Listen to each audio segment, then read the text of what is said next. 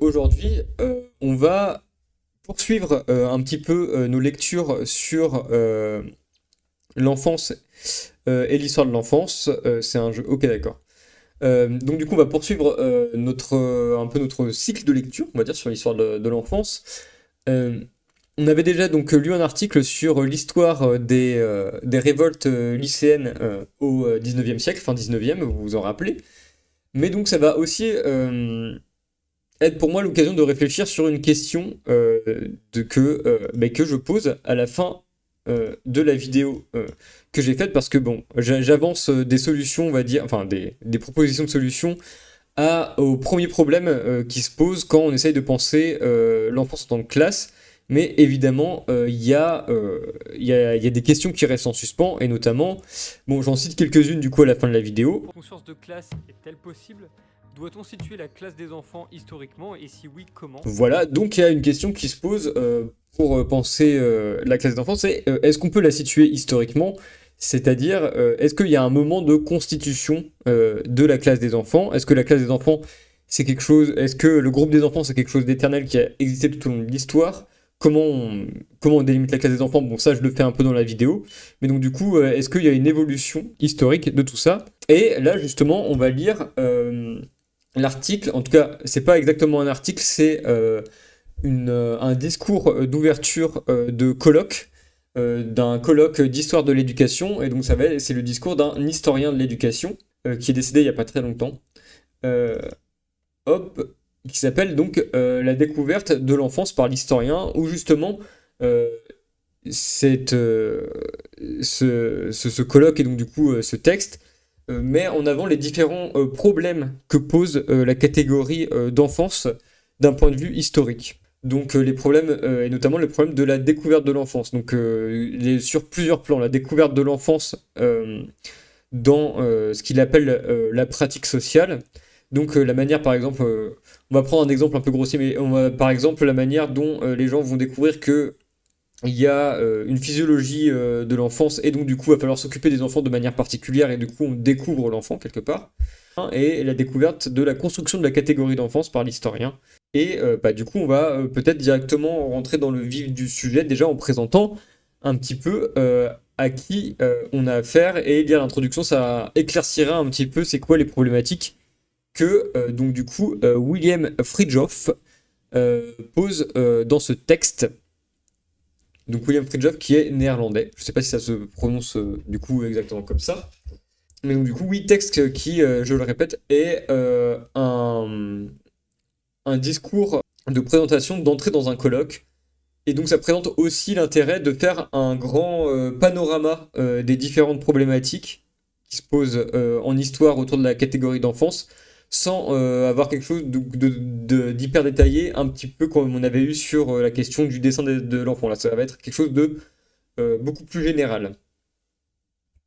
Mais donc du coup, William Fridtjof était un professeur émérite d'histoire moderne à l'Université libre d'Amsterdam et membre du comité de rédaction de Pedagogica Historica. Donc ça, c'est une revue d'historiens sur l'histoire de l'éducation, enfin l'histoire de la pédagogie. Je ne sais pas si les deux termes, on peut les utiliser exactement comme équivalents. Il a tenu la chaire Erasmus Humanité. Il enseignait à l'université Erasmus de Rotterdam, est lauréat du prix Descartes-Huygens pour la coopération scientifique française-néerlandaise. Au moment de la diffusion de ce texte, il présidait le programme de recherche thématique patrimoine culturel et dynamique culturelle. Ces recherches ont concerné les thèmes de l'histoire culturelle et religieuse et mettent un accent fort sur les pratiques et représentations culturelles, la transmission et la mémoire sociale. Il a publié des ouvrages sur l'enseignement secondaire et supérieur en Europe occidentale et dans l'Amérique du Nord coloniale. Et donc là, il y a plusieurs travaux qui sont présentés comme étant ces travaux importants. Et donc du coup, voilà, il y a un peu dans sa démarche histoire finalement des mentalités qui se raccroche un petit peu à l'histoire qu'a pu faire par exemple un certain Philippe Ariès et tu vas voir Gab qui maintenant je le sais a un livre de Philippe Ariès chez toi. On va reparler de Philippe Ariès dans l'article et reparler un petit peu de son approche de l'enfance, en faire une petite critique et donc du coup aussi montrer ce que ça a apporté. Donc, commençons par l'introduction. La découverte de l'enfance est une notion délicate, car l'enfance est autant un fait de nature biologique et physiologique qu'une notion culturelle qui, à travers les siècles, a fait l'objet de changements de perception, de définition et de représentation graphique. Les enfants parlent rarement en histoire.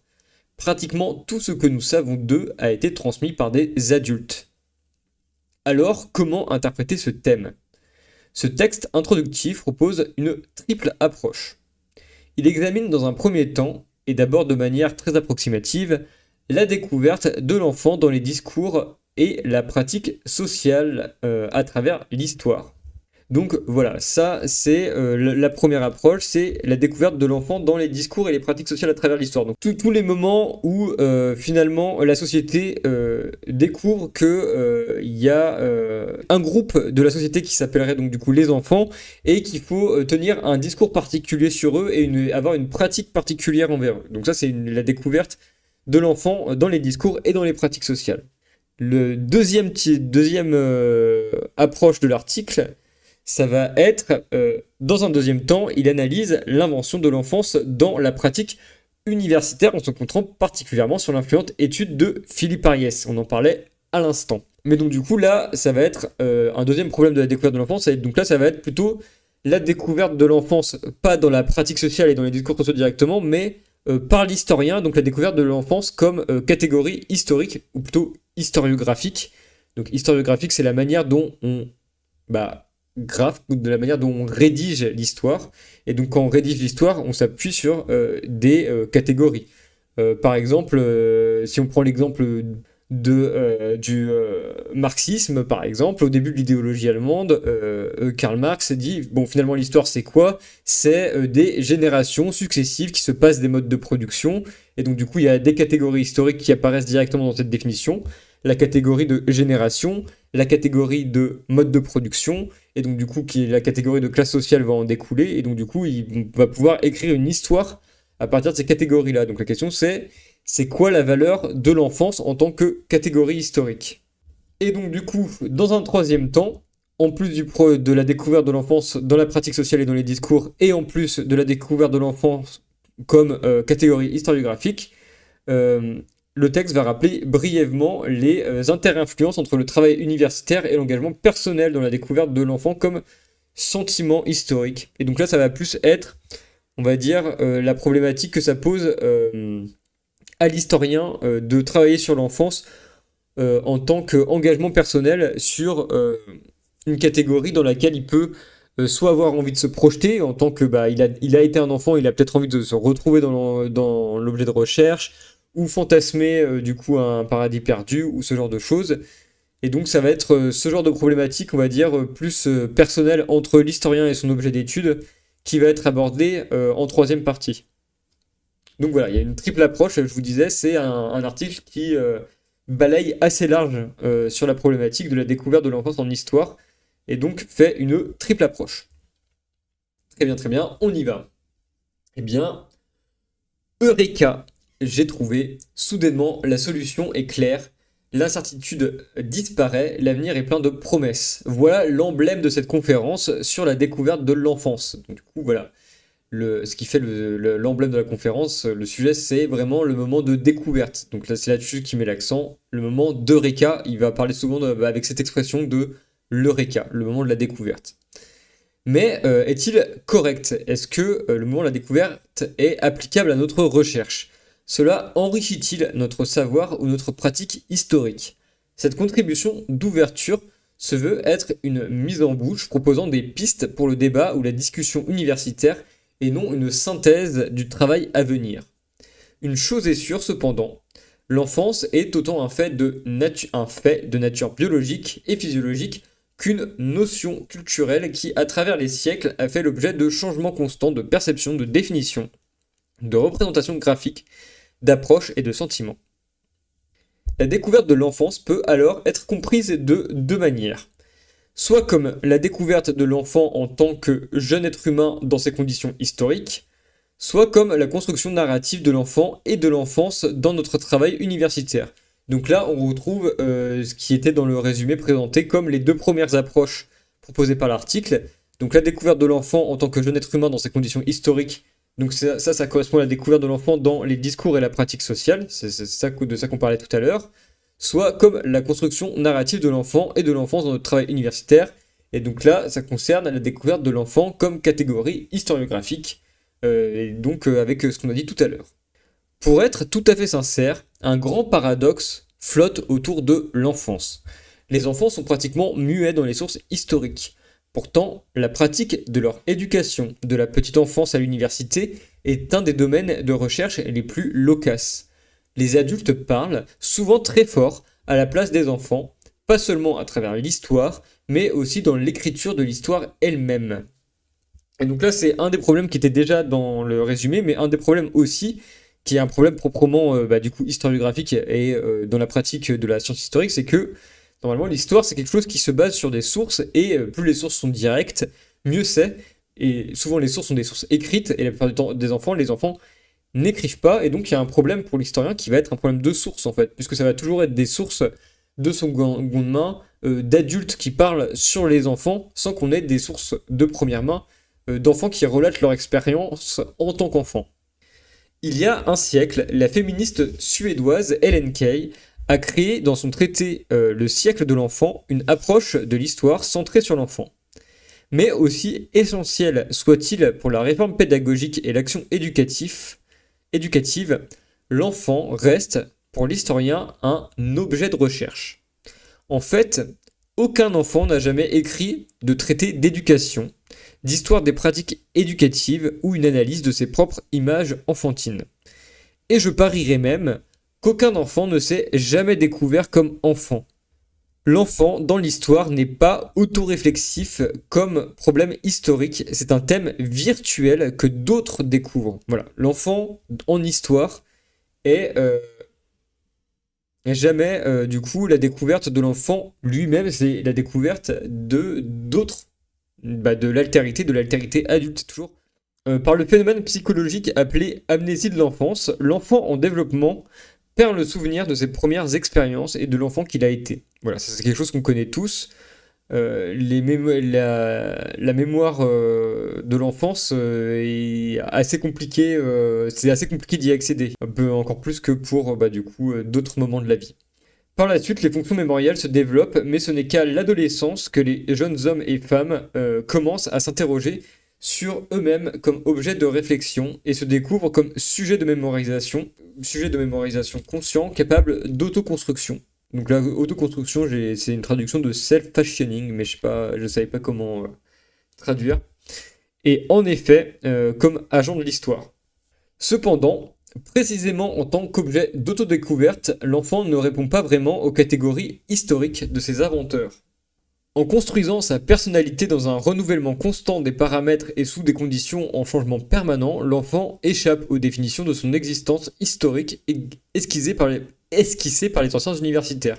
Donc oui, de génération en génération, la situation de l'enfant évolue et donc évidemment, il se découvre toujours un peu différent de ce que les gens qui cherchent dessus peuvent projeter dans l'enfance. Et l'enfance est toujours du coup évidemment transformée par les conditions historiques et ne correspond jamais à l'idée que se fait, on va dire, l'ancienne génération, ou en tout cas le groupe adulte, de ce qu'est l'enfance. Et donc en construisant sa personnalité dans un renouvellement constant des paramètres et sous des conditions en changement permanent, l'enfant échappe aux définitions de son existence historique. Esquissé par les anciens universitaires, l'enfant a toujours un coup d'avance sur les historiens. C'est très compliqué de donner une définition du coup contemporaine de l'enfance. Quand on va donner en histoire, quand on va travailler à définir un peu l'enfance, on va se référer à des périodes historiques précises sur lesquelles on a la chronique, on a les conditions, on va pouvoir du coup un petit peu délimiter la manière dont l'enfance est perçue. Et donc du coup c'est difficilement transposable directement dans la situation contemporaine, et donc du coup les enfants ont un coup d'avance, comme il dit. La remémoration de l'enfant que nous avons tous été ne suffit pas à expliquer l'enfance dans le temps présent, et la sensibilité présente tournée en direction de l'enfance est insuffisante pour notre conscience historique de l'enfance. C'est exactement la raison pour laquelle la formule de l'Eureka s'applique si parfaitement à l'enfant et à l'enfance. Comme catégorie historique, l'enfant est toujours l'invention d'autres que lui-même. C'est découvreur ou inventeur. Donc l'enfant est toujours quelque chose de découvert en tant que catégorie historique, et donc du coup, l'Eureka s'applique particulièrement bien. C'est pourquoi je suis plutôt sceptique à propos de la possibilité d'une histoire globale de l'enfance que suggèrent des travaux récents. Une histoire globale de l'enfance, il est sceptique parce que ça supposerait quoi de faire une histoire globale de l'enfance? Eh ben, ça supposerait d'avoir une catégorie de l'enfance qui puisse être, j'allais dire un historique, mais plutôt transhistorique et qu'on pourrait appliquer à différentes périodes historiques, alors que les conditions historiques qui changent ont tendance à directement influencer la manière dont on approche l'enfance. Et donc ça devient à partir de là compliqué de faire une histoire globale au travers d'une catégorie comme celle de l'enfance.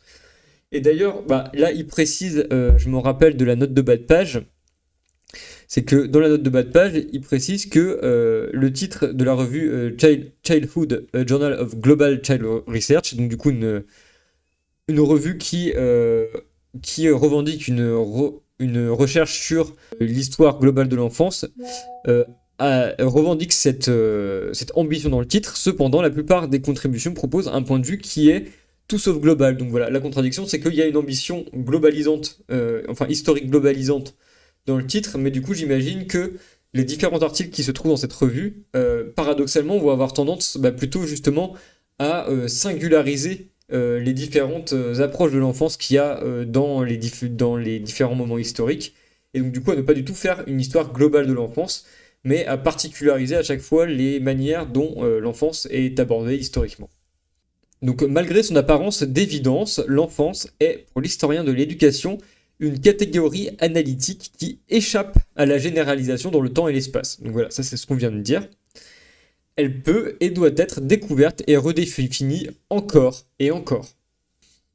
Pourtant, même si l'enfant a été d'un point de vue chronologique le premier objet de l'histoire de l'éducation, voilà, l'éducation c'est d'abord préoccuper des enfants, son objet premier n'est pas l'enfant en lui-même, mais la manière dont nous nous arrangeons avec. Donc là, il y a une distinction entre premier objet de manière chronologique et objet premier dans le sens du coup non chronologique, dans le sens, on va dire, plutôt logique ou essentiel, fondamental. On va dire que pour se développer, l'histoire de l'éducation a dû s'intéresser à l'enfant, mais le problème de l'éducation, c'est pas de savoir ce qu'est l'enfant, c'est de savoir comment on s'arrange avec l'enfant. L'histoire de l'éducation concerne nos inquiétudes, notre engagement, notre action et l'image que nous faisons de l'enfant, des jeunes, des adolescents et des préadultes. L'imagerie de l'enfance, comment les enfants devraient être, comment ils devraient quitter l'âge puéril et comment nous avons nous-mêmes expérimenté cela est le point d'attention central de notre discipline, donc notre discipline qui est l'histoire de l'éducation. L'histoire de l'éducation est plus précisément définie comme histoire de l'éducation des enfants. Et oui, ça c'est important à préciser, c'est qu'on dit histoire de l'éducation, mais il semble que la plupart du temps, quand on parle d'histoire de l'éducation, on fait soit comme si, soit on a raison de le faire et l'éducation ne s'applique effectivement qu'aux enfants.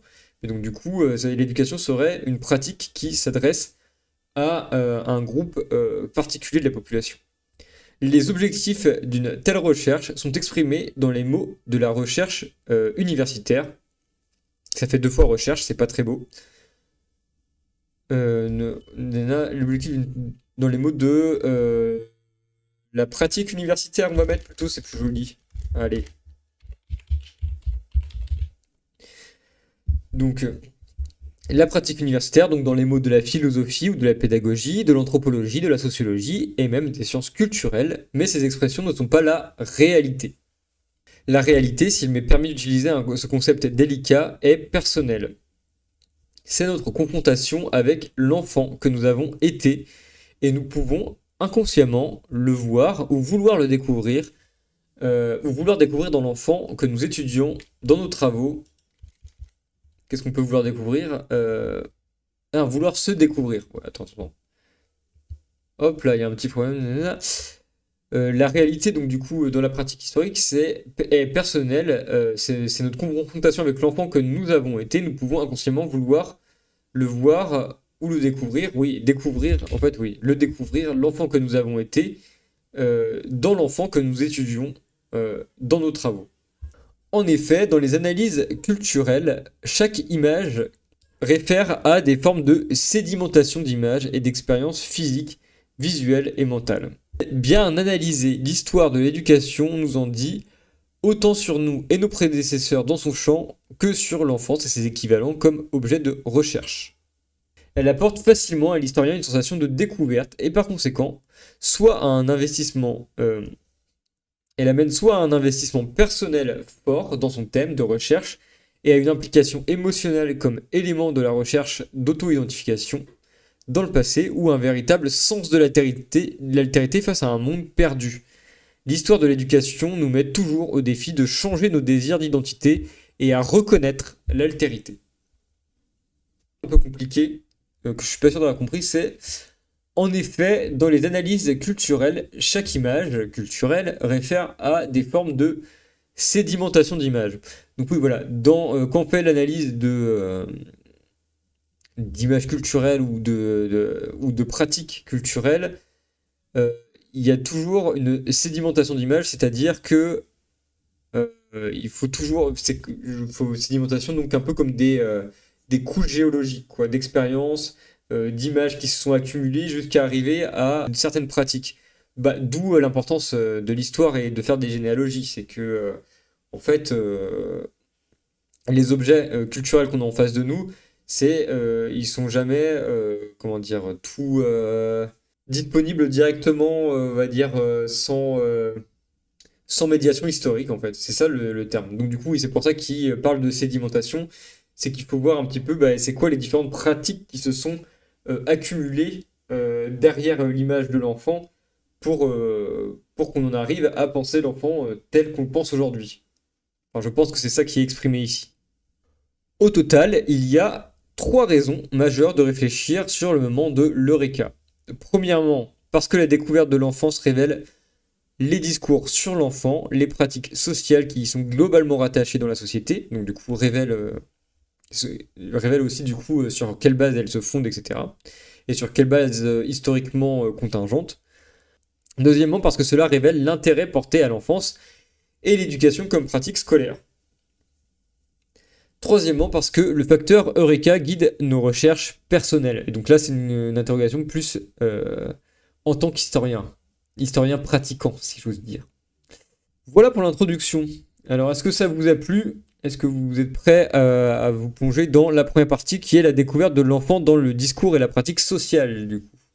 Lorsqu'on réfléchit sur la découverte de l'enfant dans le discours et la pratique sociale, les exemples viennent en abondance.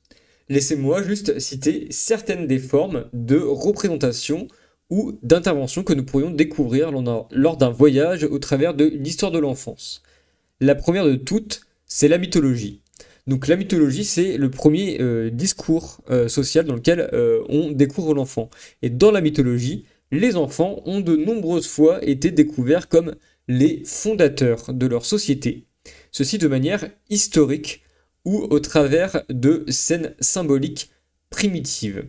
L'enfant comme fondateur ou icône est un archétype qui transcende les frontières des cultures et des religions. Pensez à la découverte légendaire de Romulus et Rémus, les jumeaux fondateurs de Rome, à Moïse, trouvé dans un panier sur le Nil et fondateur de la communauté d'Israël, à l'enfant Jésus, découvert dans le temple de Jérusalem comme icône de la sagesse enfantine, au récit de Hans Brinker, le jeune garçon courageux qui le pousse dans la digue empêcha le pays néerlandais d'être détruit par une inondation. Bon, moi, Hans Brinker, je le connaissais pas jusqu'à maintenant, mais donc du coup apparemment c'est une figure du coup néerlandaise d'enfant qui sauve de l'inondation. On va aller chercher une petite image du coup de Hans Brinker. Il y a une statue d'ailleurs quelque part apparemment en en Hollande du coup. Hans Brinker, voilà. Tac, et donc du coup c'est un peu un récit de courage. Enfin, voilà, il a une statue, voilà. Hans Brinker. Voilà, et d'ailleurs, oui, je me rappelle aussi que Gab était en train de lire le Nouveau Testament. le Nouveau Testament. Donc là, ça parlait de l'enfant Jésus, évidemment découvert comme icône de sagesse. Et d'ailleurs, c'est marrant parce que, évidemment, là, quand on aura fini de faire la lecture, que la traduction sera relue, corrigée, etc., je vais la publier sur le site. Et pour publier sur le site, je cherche toujours des illustrations parce qu'il y a toujours au moins une illustration qui va avec. Et donc, je pensais, je sais pas ce que vous en pensez, mais dans la vie de Jésus, il y a Jésus devant les enfants et les docteurs du temple, où c'est une scène où en gros Jésus va discuter avec du coup les docteurs juifs dans le temple, du coup, et discuter du coup du domaine théologique, etc. Et c'est intéressant du coup parce que une figure assez rare du coup dans les récits d'un enfant savant, mais du coup savant parce qu'un enfant divin, ce qui donne des représentations assez intéressantes, je pense, pour illustrer l'article, où j'en avais trouvé une bien de James Tissot, où du coup on se retrouve avec des savants, des docteurs. Donc là, moi je pense du coup aux historiens par rapport à ce qu'on est en train de parler, avec un enfant au milieu, et on les voit un peu comme en train de découvrir du coup là pour le coup le divin enfant, mais donc du coup qui est une figure particulière de l'enfant, une figure mythologique ou religieuse. Mais j'en avais trouvé une sympa que j'aimais bien, c'était James Tissot. D'ailleurs, moi, j'aime bien faire ça, ça me permet toujours de me refaire une culture, on va dire, d'histoire de l'art, etc. Parce qu'à chaque fois, je reparcours un peu, et oui, hop, j'étais tombé sur celui de James Tissot, dont je ne me... et donc, que je connaissais pas trop, et du coup, je vais à chaque fois voir un peu la liste de leurs œuvres et tout, mais du coup, je la trouve plutôt sympa. Voilà, genre là, il y a tous les vieux barbus penchés sur cette chose bizarre qui est un enfant qui sont forcés de prendre au sérieux, ce qui arrive finalement assez peu souvent. Voilà. Bah, si jamais vous, dans le cours de la lecture, il y a des idées d'illustration qui vous viennent en tête, n'hésitez pas à me les proposer. Moi, ça m'intéresse. Hans Brinker, le jeune garçon courageux qui empêcha le pays néerlandais d'être détruit par une inondation, ou encore Pocahontas, la jeune amérindienne, icône des rencontres interculturelles, rendue à la mémoire des enfants en 1995 par le film des studios Walt Disney. Les enfants sont considérés comme étant proches de Dieu. Ils sont soit vus comme des intermédiaires purs entre Dieu et l'homme, comme les enfants prophètes des Camisards après la révocation de l'édit de Nantes, et d'autres groupes persécutés guettant un message des cieux, ou comme un exemple de vie religieuse, à l'instar des enfants morts en bas âge, et dont le pieux Lynn mort a été exalté dans des récits et histoires destinés à un large public. Oui, donc du coup, les Camisards, je ne connaissais pas non plus, mais je crois que c'est du coup un groupe de chrétiens protestants qui ont été persécutés, et dont il y avait beaucoup de jeunes prophètes, du coup, et du coup très jeunes. Tac, tac, tac. Et oui, et, justement, il y a pas mal de... Ça, c'est un truc qu'on met... Bon, de toute façon, il va en reparler dans la suite de l'article. Hop, donc je me tais, on va continuer. Donc voilà, des Camisards qui ont été persécutés suite à la révocation de l'édit de Nantes, donc persécutés par les catholiques, et d'autres groupes persécutés qui étant un message des cieux, ou comme un exemple de vie religieuse, à l'instar des enfants morts en bas âge. Donc oui, il y a aussi du coup tous les enfants morts-nés qui du coup sont pris en exemple comme une vie pure de tout péché. En réalité, un nombre surprenant de martyrs chrétiens étaient des enfants ou des adolescents, sans parler du massacre des innocents de Bethléem perpétré par le roi Hérode. Donc du coup, le massacre des innocents, hein, si vous n'êtes pas familier de la religion chrétienne, le massacre des innocents, c'est le massacre des nouveau-nés qui est ordonné par le roi Hérode quand il apprend que du coup il y a un roi des Juifs qui doit naître qui doit naître, et donc du coup il leur donne le massacre de tous les enfants mâles nouveau-nés, et donc ça c'est ce qu'on appelle du coup le massacre des innocents. C'est le récit chrétien commence par une violence, une violence littéralement, j'allais dire d'État, bon après, une violence royale infligée aux enfants, du coup, aux enfants nouveau-nés. De plus, dans une vision pervertie du martyr, ce sont toujours les enfants que les juifs ou les autres ennemis de la chrétienté ont torturés et mis à mort dans leur haine de Dieu, du Dieu chrétien. La découverte d'un tel enfant martyr menait inévitablement au pogrom. Donc là, on parle de vision pervertie du martyr parce que, en gros, c'est plutôt les communautés chrétiennes durant, du coup là, on va parler de 1475, donc du coup durant le Moyen Âge, qui vont accuser les communautés juives du coup de sacrifier des enfants, et donc du coup ça va mener donc à des pogroms. Et donc, les pogroms, la définition de pogrom, parce qu'on en parle souvent en ce moment, mais on définit assez rarement, mais du coup un pogrom c'est en fait l'équivalent d'une émeute qui est dirigée vers une population précise, en fait, contre une population précise, un groupe. Ceci arriva pour la première fois à Trente en 1475, lorsque l'enfant Simon, âgé de 2 ans, a été trouvé torturé à mort le jour de la Pâque juive, ce qui a été interprété comme une mort rituelle et a été imputé aux juifs locaux. Le moment historique de l'événement est significatif. Il s'agit de la période de découverte de l'enfant comme être humain autonome dont a parlé Philippe Ariès. J'y reviendrai plus loin. Bon, nous, on va y revenir tout de suite parce que qu'est-ce qu'il entend par la période de découverte de l'enfant comme être humain? Je vais vous dire un petit peu quelle est un peu la grande thèse de Philippe Ariès dans son travail sur l'enfance. C'est que à la base, Philippe Ariès c'est un historien de la démographie, donc il étudie euh, comment la population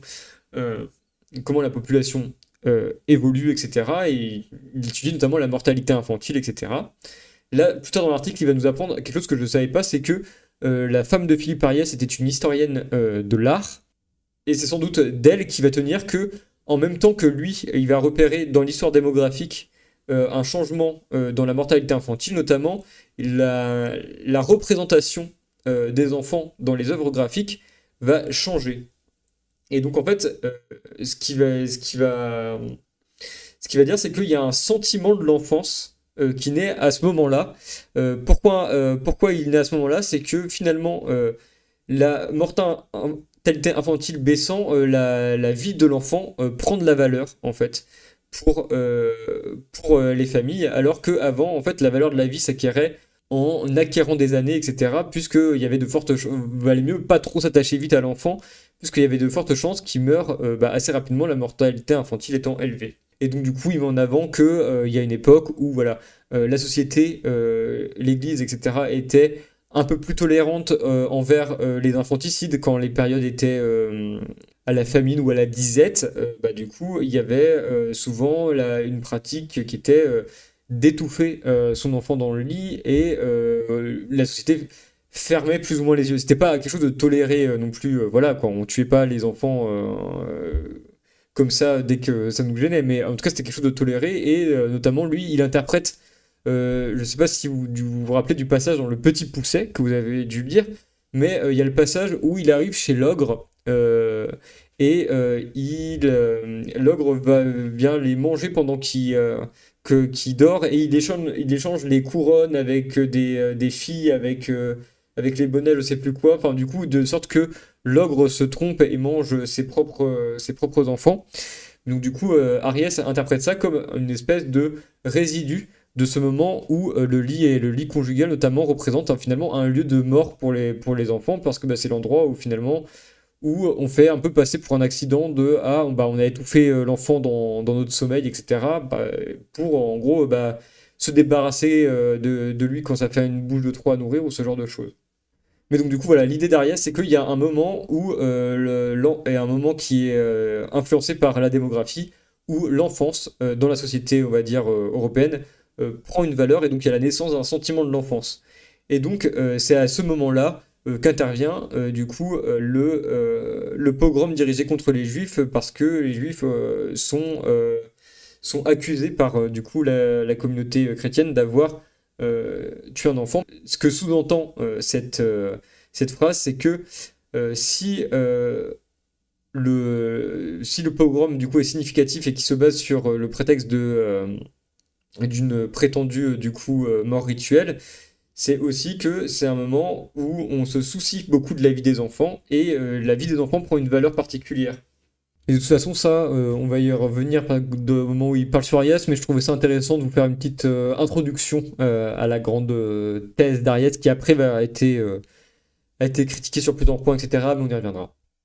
Donc, avant de revenir à Ariès, donc de manière simultanée, le culte de l'enfant Jésus apparaît de manière simultanée, donc du coup à la prise de la valeur de l'enfant. Et donc notamment, là c'est encore un témoignage de ce changement dans le sentiment de l'enfance, c'est qu'il y a le culte de l'enfant Jésus qui apparaît, qui devient un des cultes les plus populaires à Rome. Parce que du coup, avant il y a bien des chrétiens, mais on rend pas forcément un culte à l'enfant, à Jésus en tant que figure enfantine. Le culte de l'enfant Jésus, il apparaît et il devient populaire à ce moment-là. Du coup, il devient populaire à Rome, à Prague et ailleurs. Donc il est promu par la spiritualité française de l'école du cardinal Pierre de Bérulle, connais pas, comme culte de la proximité de Dieu au travers de sa représentation sur terre. L'enfant Jésus était soit représenté par son incarnation comme un bébé langé, ou avec les instruments de sa passion, comme une préfiguration du Christ adulte. Donc du coup, les instruments de sa passion, la passion évidemment, c'est le moment où le Christ meurt pour les péchés de l'humanité, etc. Enfin, du coup, subit sa passion. Voilà, la passion, c'est le moment de la croix, en fait. Donc, du coup, voilà, les instruments de sa passion, ça va être la couronne d'épines, le crucifix, ce genre de choses. Au travers de l'histoire, les enfants ont souvent été l'objet de fascination, d'amour ou d'admiration. C'est la fascination qui a fait le journal extrêmement détaillé de Jean Héroard, le médecin du jeune enfant royal qui allait devenir le roi de France Louis XIII, une source quasi inextinguible de découvertes historiques. Donc ça, je vous en ai peut-être déjà parlé, mais c'est aussi une des sources sur lesquelles s'appuie beaucoup Ariès, c'est que le journal de Jean Héroard, c'est que toutes les premières années de celui qui va devenir Louis XIII, le médecin royal, donc Jean Héroard, a consigné jour par jour un peu toute la vie de l'enfant roi. Et c'est un document incroyable. C'est incroyable du coup de voir ce qu'est un enfant roi de l'époque, etc. C'est vraiment hyper détaillé. Il y a vraiment tous les faits et gestes du coup de l'enfant royal. C'est une source incroyable. La fascination pour le monde caché des enfants et pour leur sens autonome de regroupement communautaire transparaît dans les récits sur les croisades des enfants. Alors ça, c'est quoi les croisades des enfants? Ça aussi, c'est quelque chose dont je me suis intéressé que récemment, parce que je ne connaissais pas ce qu'étaient les croisades d'enfants. Mais donc les croisades d'enfants, c'est une croisade populaire, donc, du coup, qui est par d'en bas, qui menée par des gens du peuple voulant partir en Terre Sainte pour délivrer Jérusalem à l'image des croisades de chevaliers. Donc du coup, c'est pas une croisade qui a été appelée par la noblesse, etc. C'est une croisade populaire, c'est quand même assez étonnant. Elle s'est située en 1212 entre le 4e et la 5e croisade, lorsque le cortège est parti d'Allemagne d'abord vers l'Italie. Un mouvement simultané et superficiellement similaire en France est souvent qualifié de croisade des enfants. Mais rien ne prouve que le mouvement français ait eu pour objectif de faire une croisade ou un pèlerinage au Moyen-Orient. Mais, et d'ailleurs, là, j'ai appris que, c'est quelque chose qui me rend un peu triste, c'est que dans les projets d'écriture de Michel Foucault, et dans ses projets de son histoire de la sexualité, dont il a sorti 3 tomes, il y a la volonté de savoir, là son trip gréco-romain, et le troisième, je sais plus, mais je crois qu'il en a sorti 3 tomes, mais donc du coup il y avait un projet un projet de livre dont le titre était La croisade des enfants, donc il avait prévu d'étudier ça. Je sais pas si il existe des manuscrits. Là, tout récemment, il y a des manuscrits qui sont sortis sur un autre projet qu'il avait sur les hermaphrodites en particulier. Non, enfin bref. Voilà, la croisade des enfants. Donc plusieurs récits parlent d'expériences historiques visant à isoler les enfants et à les priver de toute forme de communication linguistique dans le but de découvrir quelle est la langue originelle qu'ils parleront spontanément. Expérience menée par le pharaon psamétique d'après Hérodote, par l'empereur du Saint-Empire romain Frédéric II, d'après son chroniqueur Salim Bene, par l'empereur moghol Akbar et par le roi James V d'Écosse, ou pour ceux qui la révéleront de leur inclination naturelle avant tout contact avec la culture. Oui, c'est intéressant aussi, du coup il y a une fascination comme... ça va avec l'idée de pureté de l'enfance, hein, c'est que on se dit, s'il y a une langue naturelle de l'homme et qui serait... l'idée c'est que ça serait la langue pure, la langue adamique, la langue des anges, la langue qui aurait quasi aucune médiation entre ce que sont les choses réellement et il n'y aurait pas de médiation entre les choses et le discours. Enfin voilà, une espèce de rêve linguistique. Bah, il y a cette idée que les enfants pourraient avoir une... Ils ont totalement isolé les gosses. Et ben apparemment oui. Apparemment oui, c'est ce qui s'est fait. La fascination pour l'enfant, ça amène pas à faire que des choses. Enfin voilà, ça n'amène pas que à. Ré- Fascination ne va pas avec respect des enfants, quoi. Donc l'admiration a porté jusqu'à nous la notion d'enfant prodige.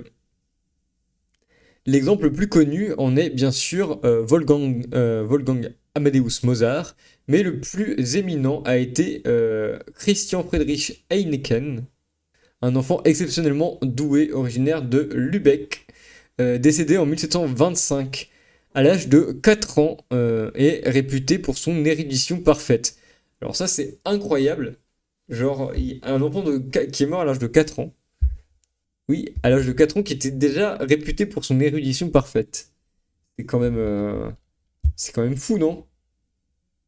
Attendez, on va aller voir sa fiche Wikipédia. Hop, Christian Friedrich Heineken. Un jeune prodige allemand, doté de l'intelligence hors du commun, on affirme qu'il parlait déjà peu après sa naissance. À 8 semaines, Christian s'exprimait dans un allemand élaboré.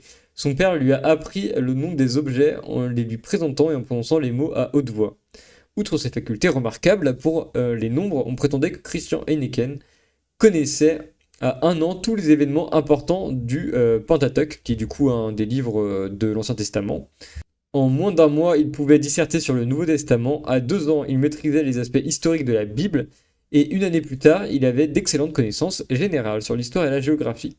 Il pouvait répondre aux questions portant sur toutes les époques. Malheureusement, le prodige avait la santé fragile. Le roi du Danemark l'invita à sa cour à Copenhague en 1724 pour s'assurer de la véracité des faits relatés au sujet du jeune. Mais donc du coup, attends, ça paraît fou, mais du coup, c'est quoi c'est quoi la solidité des sources? Je sais pas. Mais en tout cas, voilà, apparemment, lui, il mettait une distance à tout le monde là. 0 en vitalité, 99 en intelligence, c'est ça quoi. Tac, tac, tac. Donc la notion d'enfant prodige, étroitement liée à un sens de la découverte de quelque chose de prodigieux, apparaît seulement durant le XVIIIe siècle. Et donc là, oui, on est en 1725 déjà. Elle ne se réfère clairement pas tellement aux performances de l'enfant en tant que tel, puisque dans les siècles antérieurs, les enfants ont également fait des choses curieuses, joué de la musique ou été des acteurs de théâtre. Pensons aux jeunes garçons talentueux tels que Hugo Grotius ou Blaise Pascal, ou le miracle polyglotte du XVIIe siècle, Anna Maria van Schumann. Donc Grotius, Blaise Pascal, du coup, qui sont devenus des philosophes assez connus, bien sûr, mais donc du coup, qui étaient déjà des prodiges quand ils étaient enfants. Et hop, on va encore aller voir, du coup, Anne-Marie de Schurman, qui, du coup, est du XVIIe. Hop, hop, hop. Capacité intellectuelle précoce, elle est la première femme à étudier à l'université d'Utrecht. Voilà, 17e siècle, donc première femme à étudier à l'université. D'ailleurs, ça, c'est un truc aussi. Bon, je le dis comme ça par parenthèse, mais il y a, il y a des choses qui m'embêtent un petit peu, notamment ça m'est revenu en tête là en voyant une vidéo de l'historien. Il y a un historien qui débunk un peu les interventions des politiques sur les plateaux, les impressions historiques qu'ils font, etc. Et en gros, il y a un moment où il débunkait une intervention de Antoine Léaumont, donc un député de la France Insoumise, sur en gros Robespierre comme une figure anticipatrice de l'antiracisme, etc. Et il termine en disant... Robespierre était opposé à la traite, c'est-à-dire au commerce des esclaves. Mais il n'était pas membre de la Société des Amis des Noirs. Il s'est opposé en 1791 à la constitutionnalisation de l'esclavage. Mais il ne s'est jamais prononcé pour son abolition immédiate. Et quand, à l'été 1791, les esclaves de Saint-Domingue se révoltent, Robespierre ne réagit pas. Et il n'a joué aucun rôle de premier plan dans l'adoption du décret de février 1794 qui abolit l'esclavage. Mais il dit que finalement, sur les femmes, il a pas été mieux que les autres parlementaires mais il donne comme explication parce que c'était un homme de son époque. Robespierre fait preuve d'une misogynie assez agressive dans ses déclarations, mais comme la majorité des députés de l'Assemblée puis de la Convention, c'est un homme de son temps. Et là, je suis là, mais putain, comment un historien peut sortir un homme de son époque, ce qui est vraiment une expression qui veut rien dire. Faudrait vraiment la bannir quand on a des discussions historiques, cette expression. C'est vraiment une expression de merde. Et c'est une expression aussi pervers dans le sens où c'est une expression qui fait vraiment l'inverse de ce qu'elle semble dire.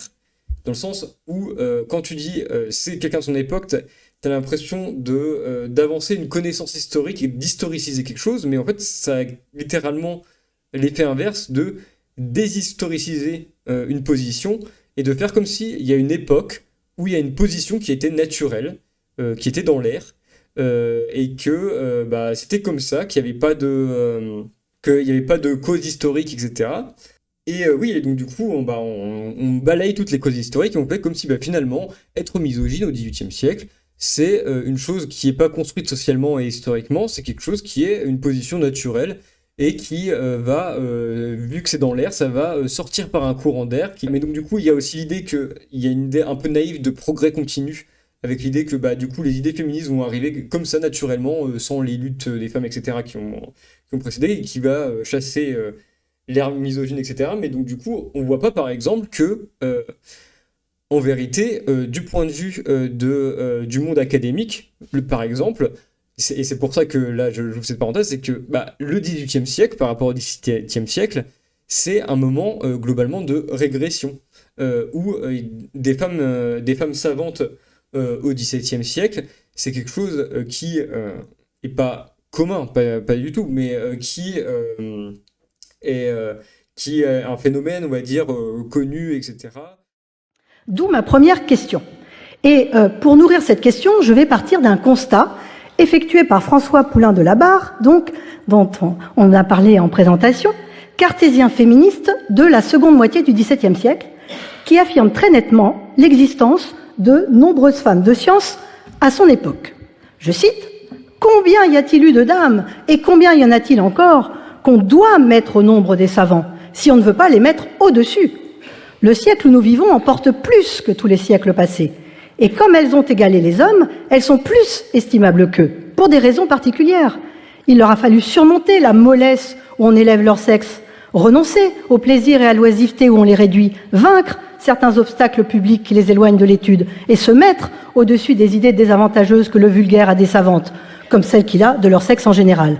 Elles ont fait tout cela. Et soit que les difficultés aient rendu leur esprit plus vif et plus pénétrant, soit que ces qualités leur soient naturelles, elles se sont rendues à proportion plus habiles que les hommes. Donc, pour Poulain, il existe, à son époque particulièrement, un grand nombre de savantes, en même temps qu'il énumère, vous le voyez, les principaux freins à leurs activités et à leur reconnaissance. Les deux éléments forment un paradoxe qu'il nous faut analyser. On peut défendre la thèse selon laquelle il existe une certaine mixité de la science à l'époque moderne du fait des lieux où elle se pratique.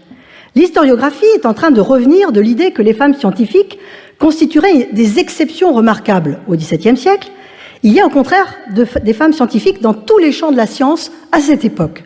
Et ceci s'explique d'abord par la manière dont la science se pratique à cette époque. Mais le XVIIIe siècle, en fait, le moment de la Révolution, etc., le XVIIIe siècle, c'est un moment de régression où l'éducation des femmes et les femmes savantes vont être largement disqualifiées, et peut-être disqualifiées de manière beaucoup plus dure qu'au XVIIe, et donc du coup il y a un mouvement de régression, mais donc du coup ça évidemment, c'est des choses qu'on voit pas du tout si on fait comme si au 18e Robespierre était misogyne, parce que c'était un homme de son époque et on n'historicise pas du tout la misogynie de son époque. Bref, voilà. Mais donc du coup, je venais à ça parce que il se trouve que là, on a sous les yeux du coup la première femme à étudier à l'université d'Utrecht, et que cette femme, elle est issue du XVIIe siècle. Voilà, elle est issue du XVIIe siècle. Et que du coup, évidemment, le mouvement féministe, il n'est pas de rien, il naît de contradictions qui existaient déjà dans la société au XVIIIe siècle, au moment où Robespierre était à l'Assemblée. Voilà, c'était mon petit détour, coup de gueule, voilà. Donc elle a des capacités précoces, apparemment on nous a dit qu'elle était polyglotte, moi je voulais être impressionné par le nombre de langues qu'elle pouvait parler. Le caractère prodigieux des performances de l'enfant était une question de reconnaissance de la double altérité de l'enfant nouvellement perçue. D'abord, il avait été considéré en étant regardé comme petit adulte, ensuite en raison de la distance perçue entre le nouvel enfant standard et le jeune individu qui s'est montré capable de performances exceptionnelles. J'ai pas compris la phrase que je viens de prononcer. Donc, le caractère prodigieux des performances de l'enfant était une question de reconnaissance de la double altérité de l'enfant. Donc, l'enfant est deux fois étranger dans la nouvelle perception. D'abord, il avait été considéré en étant regardé comme un petit adulte. Donc, il est différent de l'adulte en ce qu'il est c'est un adulte en plus petit, quoi. Ensuite, en raison de la distance perçue entre le nouvel enfant standard et le jeune individu qui s'est montré capable de performance exceptionnelle. Ah oui, d'accord. Du coup, l'enfant normal devient aussi différent de l'enfant exceptionnel, de l'enfant prodige. L'enfant prodige, ça produit une nouvelle altérité par rapport à l'enfant normal, en plus de l'altérité par rapport à l'adulte. Durant le 19e siècle et le 20e siècle, l'élaboration d'une image aux facettes multiples de l'enfant, de ses capacités et besoins, et des formes d'intervention que l'éducation requiert a amené et continue d'amener un nombre croissant de découvertes concernant les différents aspects de l'enfance dans la société et les besoins supposés de l'enfance. Ça, c'est pas une expression qu'on utilise beaucoup en français, c'est les besoins, on va dire, réels ou supposés de l'enfance. L'enfant criminel, l'enfant abandonné, l'enfant atteint de troubles mentaux sont seulement trois figures responsables d'une intervention institutionnelle croissante dans l'enfance, suivant les découvertes majeures faites par des savants ou des citoyens concernés. Et donc ça, on peut le relier tout à fait, là on est déjà au 19e et 20e siècle, donc on peut tout à fait le relier à le texte qu'on avait traduit sur l'intervention croissante dans la normalisation de l'enfance au travers des techniques statistiques et des découvertes savantes sur la psychologie du développement.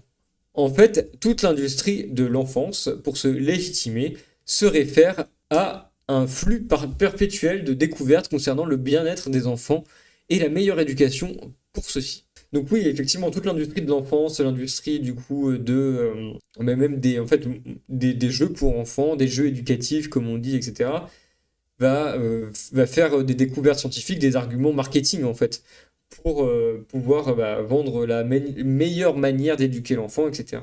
Pensez par exemple à la montée incessante des espaces publics dédiés aux enfants, les écoles, les aires de jeu, les terrains de sport, les zoos et fermes pour enfants, les lieux de loisirs, le théâtre de marionnettes ou le cirque, ou les lieux enchanteurs comme Disneyland et plus particulièrement aux chambres d'enfants de l'espace privé de la maison.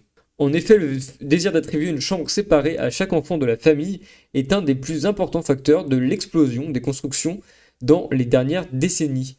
Les musées et les bibliothèques nous ont fait découvrir les matériaux de la culture enfantine tels que les vêtements, les jouets, les chansons, les devinettes, les livres et gravures comprenant les versions pour enfants des Saintes Écritures, les appareils photo, les enregistrements, les CD, les consoles de jeux et DVD, les portables et les iPods, et l'entièreté de la vie sur Internet constitue certainement le prochain terrain de découverte pour les historiens de l'éducation. Bon, là sur ce petit passage, moi il y a quand même un petit bémol que je mettrais, c'est qu'effectivement, on pourrait dire qu'il y a une progression des espaces dédiés aux enfants, mais dédiés aux enfants de manière séparée, mais faut aussi voir, je sais pas si, je me rappelle plus s'il en parle un peu plus loin, mais il faut aussi voir que ça va de pair avec l'exclusion des enfants justement, on va dire, de l'espace public au sens large, par exemple. Il y a aussi le moment de l'arrivée des voitures, tout simplement, des chars, etc., qui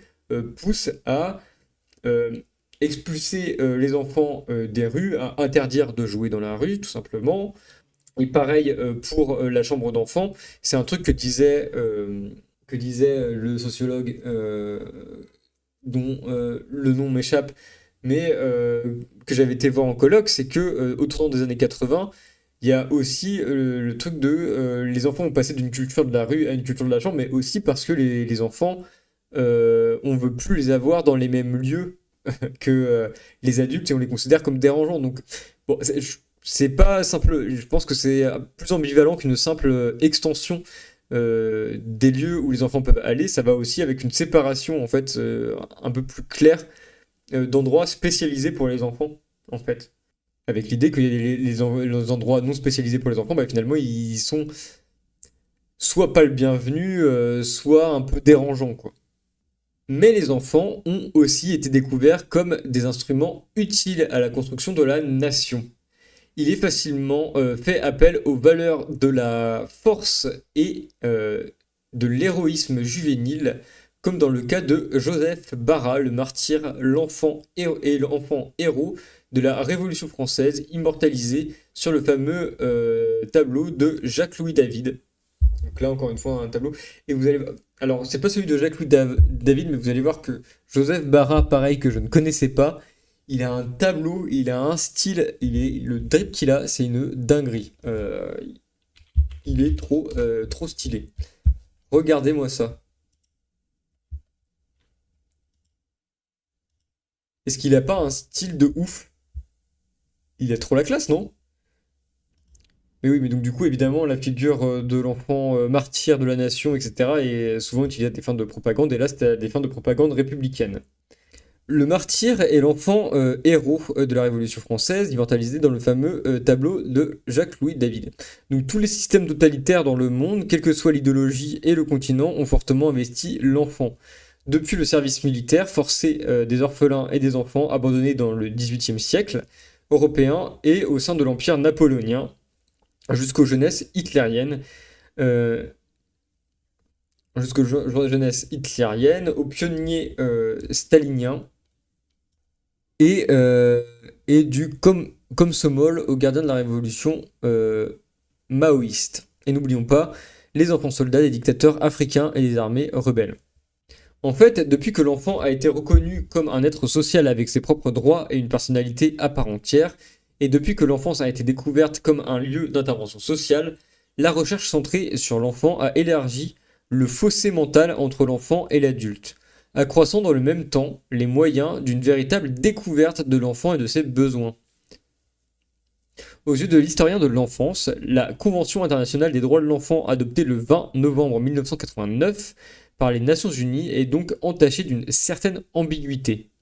Reconnaître les droits de l'enfance, c'est aussi garder les enfants confinés dans leur enfance et dans l'interprétation donnée à cette étape de la vie dans différentes parties du monde, rationalisant toujours plus leur personnalité en un enfant standard, méfiant à l'égard d'un développement autonome et rejetant le droit à l'aventure. Les universitaires peuvent bien librement éprouver un sentiment d'eureka, mais les enfants doivent se battre bien plus durement et souvent pour leur propre droit à la découverte. Je l'aime bien ce passage-là, cette conclusion. Effectivement, c'est vrai que oui, voilà. Il y a ce truc de développement scientifique, on va creuser la différence naturelle entre l'enfant et l'adulte, on va essayer de creuser ça, mais du coup de manière aussi à... c'est aussi un confinement qui devient un confinement social. avec des droits. Donc du coup là, pour exemplifier la manière dont les enfants ont à se battre pour ce qu'il appelle leur droit à la découverte, leur propre droit à la découverte, c'est l'exemple de Laura Decker. D'ailleurs, je sais pas pourquoi il avait pas mis le nom, il avait mis que Laura, mais bref. Lorsque cette lecture a été portée, donc la lecture de la Convention nationale des droits de l'enfant, Laura Decker, une jeune navigatrice néerlandaise de 14 ans, faisait la une des médias car elle venait d'entamer son tour du monde contre la volonté de la quasi-totalité des agences de protection de l'enfance. Et donc voilà, ça c'est un exemple intéressant qui du coup reflète un peu l'ambiguïté des droits de l'enfant. J'avais été voir ça sur Wikipédia, mais donc du coup voilà, c'est une navigatrice qui a fait un tour du monde toute seule sur son bateau, sur son skipper à 14 ans. Mais donc du coup, ce qui est intéressant, c'est que les associations de droits de l'enfant se sont plutôt opposées au projet du coup de Laura Decker, et je sais plus si c'est sur Wikipédia ou sur un article du Monde, il y avait une description qui était pas trop mal. Son départ initialement prévu en septembre 2009 a été suspendu par une mesure de justice par les services de protection de l'enfance, ayant considéré que les garanties pour sa sécurité étaient insuffisantes. Le tribunal a rejeté le 27 juillet la demande de prolongation de cette mesure d'approbation. Sa seconde tentative de départ a lieu le 21 août 2010. Elle part de Gibraltar, elle rejoint Saint-Martin, où elle part. Au total, son périple durera 518 jours. Et donc voilà, il y a ce truc de les associations de protection de l'enfance vont plutôt prendre parti contre l'enfant qui souhaite du coup mener une expédition avec en plus du coup l'autorisation légale du coup de son père. Elle veut faire son expédition et on dit oh là là, non, la catégorie enfance ne permet pas de prendre ce genre de liberté, donc du coup elle va devoir se battre pour sa liberté d'expérimenter en tant qu'enfant. On a peut-être le temps encore de lire la partie sur le discours historique. Ouais, on va lire la partie sur le discours historique et on s'arrêtera là, si ça vous va. Les réflexions qui précèdent restent confinées à des considérations externes. Mais la découverte de l'enfance et de la petite enfance comme catégorie analytique, donc externe à la pratique de l'histoire. Du coup, là, on rappelle qu'on est dans un colloque d'historiens. Mais la découverte de l'enfance et de la petite enfance comme catégorie analytique significative a besoin de sources internes. Ah non, c'est pas du tout ce que c'est pas du tout ce que je viens de dire. Considérations externes et ces sources n'abondent pas vraiment. Oui, voilà, les considérations externes, c'est justement, ça revient à ce qu'on disait tout à l'heure, c'est que les réflexions qui précèdent sont confinées à la découverte de l'enfance comme comme découvert donc du coup par les adultes et non pas des considérations internes, donc des considérations faites depuis l'enfance. Et oui, parce que les sources internes n'abondent pas vraiment, car les enfants n'écrivent pas, ou du moins lorsqu'ils écrivent, ils ne réfléchissent pas encore de manière autonome sur leur passé personnel. Les autobiographies peuvent aider à dévoiler le discours sur l'enfance, mais les autobiographies souffrent des biais du temps, de la réinterprétation a posteriori à la lumière des expériences de vie plus tardives. Et par-dessus tout, de l'oubli et de la perte des souvenirs. Cependant, à travers une analyse prudente, nous pourrions distinguer les stratégies mémorielles dans l'autobiographie et les différencier selon les périodes, l'appartenance à un groupe ou le contexte culturel. L'histoire orale peut être un autre instrument, mais évidemment l'histoire orale ne va pas au-delà de ce que les spécialistes de la mémoire, Jean et Alidia Assmann, ont appelé la phase de 3 générations de la mémoire communicative entre personnes vivantes. Voilà, donc c'est difficile de faire de l'histoire orale au-delà de 3 générations. Une autre tactique pour avoir des sources internes à l'enfance, ça serait de se baser sur les autobiographies, mais donc les autobiographies ont un certain nombre de biais qu'il s'agirait de contourner en repérant les stratégies mémorielles. Donc du coup, ça pose plein de problèmes méthodologiques. Comme l'a montré Rudolf Decker dans son analyse de plusieurs centaines d'autobiographies néerlandaises des siècles précédents, l'enfance fait son entrée dans le récit de soi seulement à la fin du XVIIIe siècle.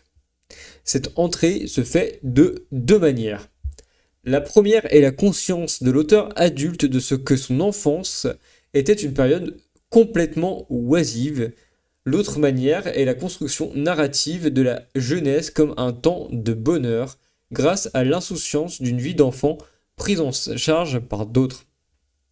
Donc du coup, intéressant. Voilà. Avant les récits de soi du 18e, les gens ne parlaient juste pas de la période de leur enfance, comme si elle avait pas trop d'importance, ce qui change pas mal avec notre pratique de l'autobiographie, et même en plus avec par exemple le discours psychanalytique qui s'est développé, etc. La plupart du temps, dans une autobiographie, justement, on accorde maintenant beaucoup d'importance aux premières expériences, aux expériences de l'enfance. C'est quand même les considérations autobiographiques ont quand même vachement changé, quoi. Cependant, avant le 19e siècle, les autobiographies remontent rarement au-delà de l'âge adulte.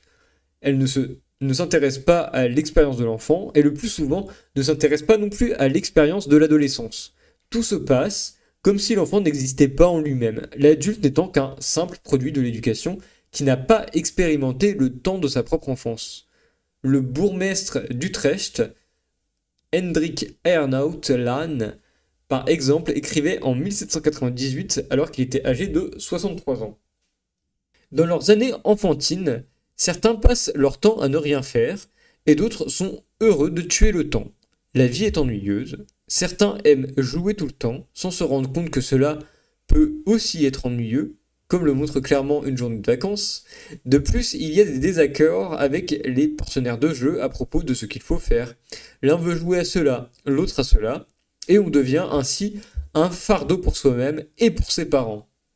Le seul plaisir est l'attente de choses qui, lorsqu'elles arrivent, sont décevantes. C'est ainsi qu'avec beaucoup de chagrin et de peine pour ces aînés, certains passent leur enfance à regret sous les châtiments. Certains ont au moins la chance d'avoir appris quelque chose. Donc voilà, l'enfance, c'est vraiment... là, chez Utrecht, c'est vraiment considéré comme du temps perdu, quoi. Genre vraiment, on se fait chier. Il y a pas, c'est pas vraiment, c'est marrant parce que c'est un truc qui va changer et qui, c'est pas un moment qui est spécialement, enfin en tout cas aussi instantanément qu'aujourd'hui relié à l'idée d'un temps de l'éducation. Là, il y a l'idée que bon, l'enfance ça peut très bien être simplement un temps oisif où on n'est pas encore utile à la société vraiment. Du coup, on fait un peu rien, mais on n'est pas du coup directement plongé dans une discipline éducative, par exemple. Cette présentation réfléchie d'une jeunesse dénuée de sens, la découverte de l'absence d'une enfance propre, est-elle le réel souvenir d'un garçon apparemment malchanceux ou est-elle la construction a posteriori d'une forme d'enfance rejetée? Ces déclarations pessimistes sont-elles une forme de mémoire reconstruite, la conjuration des démons d'un passé gâché, la réflexion moralisante d'un citoyen moderne obsédé par la productivité ou simplement déclaration faite depuis une position de recul sur le social sous l'implication d'aucun souvenir personnel. Donc là, voilà, il y a ce truc de... Voilà, une fois qu'on a ces espèces de déclarations, de considération, bah, faut voir un peu dans quelle stratégie ce texte apparaît. Et donc du coup, il y a toujours plusieurs hypothèses de lecture qui sont en concurrence. Là, il y a l'idée de dire que bah, finalement, regardez, cette enfance que je décris, c'est une réflexion moralisante pour dire c'est l'enfance telle qu'elle ne devrait pas être pour pas être gâchée, avec l'idée que bah, au XVIIIe siècle, c'est l'essor donc du coup de la classe bourgeoise avec de plus en plus une obsession pour la productivité qui se met en place, donc on pourrait l'interpréter à l'aune de ces transformations historiques, ou est-ce que c'est une conjuration plus personnelle sur un souvenir d'une enfance gâchée, faite par un auteur. Voilà, on ne sait pas dans quelle stratégie s'insère ce genre de récit. Un autre auteur, plus connu, nous a parlé de son enfance dans la même période de manière quelque peu différente. Je fais bien sûr référence au père fondateur du sentiment de l'enfance, Jean-Jacques Rousseau. Dans ses confessions, Rousseau nous raconte son expérience de la fin de son enfance chez un pasteur amical à Bossey, dans la campagne suisse où il était pensionnaire avec son cousin. Son récit met en évidence qu'il a découvert entièrement par lui-même le passage de la jeunesse à l'âge adulte, et cela abruptement. Il a vu dans l'enfance une période de temps et une partie de la vie à part entière. Un jour, Jean-Jacques a été puni, de manière injuste, pour une petite bêtise qui lui a été attribuée. Une dent de peigne mise à sécher près du feu a été brisée, dans une pièce où il était le seul présent, et il a été accusé d'avoir brisé le peigne, ce qu'il nia violemment d'avoir fait. Et donc là, récit de Rousseau. La chose fut prise au sérieux. Elle méritait de l'être. La méchanceté, le mensonge, l'obstination parurent également dignes de punition. On écrivit à mon oncle Bernard. Il vint. Mon pauvre cousin était chargé d'un autre délit, non moins grave. Nous fûmes enveloppés dans la même exécution. Elle fut terrible. Aussi me laissèrent-ils en repos pour longtemps. On ne put m'arracher l'aveu qu'on exigeait. Repris à plusieurs fois et mis dans l'état le plus affreux, je fus inébranlable. J'aurais souffert la mort, et j'y étais résolu. Il fallut que la force même cédât au diabolique entêtement d'un enfant, car on n'appela pas autrement ma constance. Enfin, je sortis de cette cruelle épreuve en pièces, mais triomphant. Il poursuit donc. Là fut le terme de la sérénité de ma vie enfantine. Dès ce moment, je cessai de jouir d'un bonheur pur, et je sens aujourd'hui même que le souvenir des charmes de mon enfance s'arrête là. Nous restâmes encore à Bosset quelques mois. Nous y fûmes comme on nous représente le premier homme, encore dans le paradis terrestre, mais ayant cessé d'en jouir. C'était en apparence la même situation, et en effet une toute autre manière d'être. L'attachement, le respect, l'intimité, la confiance ne liaient plus les élèves et à leurs guides. Nous ne les regardions plus comme des dieux qui lisaient dans nos cœurs. Nous étions moins honteux de mal faire et plus craintifs d'être accusés. Nous commencions à nous cacher, à nous mutiner, à mentir. Tous les vices de notre âge corrompaient notre innocence et enlaidissaient nos jeux. La campagne même perdit à nos yeux cet attrait de douceur et de simplicité qui va au cœur. Elle nous semblait déserte et sombre. Elle s'était comme couverte d'un voile qui nous en cachait les beautés. Nous cessâmes de cultiver nos petits jardins, nos herbes, nos fleurs. Nous nous dégoûtâmes de cette vie, on se dégoûta de nous. Mon oncle nous retira, et nous nous séparâmes de monsieur et mademoiselle Lambercier, rassasiés les uns des autres et regrettant peu de nous quitter. C'est quand même bien écrit, hein. Ce texte magnifique décrit à merveille la découverte de l'enfance au travers de sa perte. En fait, sa construction patiente par le jeune homme qui l'a traversée conserva à jamais une nostalgie romantique pour des années d'innocence présumée. L'innocence est bien sûr l'image de soi à laquelle Jean-Jacques veut nous faire croire. Ou est-ce de l'inconscience? Il s'agit peut-être de l'ignorance de la valeur de ses actes. Quoi qu'il en soit, ce que nous pouvons tirer de ce texte est que l'enfance se découvre lorsqu'elle s'achève de manière heureuse ou malheureuse. Et donc du coup là ça va avec ce qui était dit de finalement l'enfant se découvre jamais lui-même en tant qu'enfant, ou alors quand il se découvre en tant qu'enfant c'est justement qu'il cesse d'être un enfant. Il commence à vouloir du coup soit se détacher de cette assignation. Voilà, on a terminé la partie sur le discours historique. Et donc je pense qu'on va s'arrêter ici pour aujourd'hui.